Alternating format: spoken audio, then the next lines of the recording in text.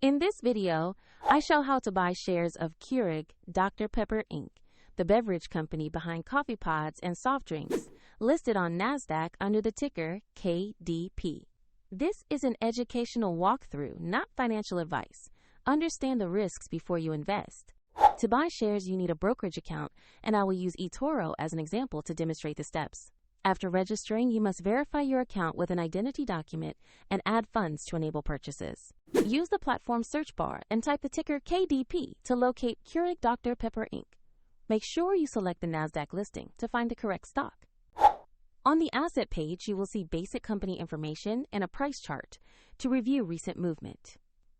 Confirm the company name and the NASDAQ ticker KDP to ensure it is the right stock.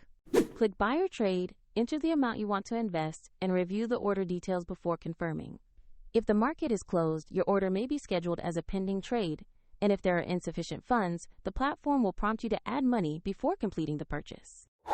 Your new position will appear in your portfolio once the order executes. A link to eToro is in the video description if you want to follow the same steps.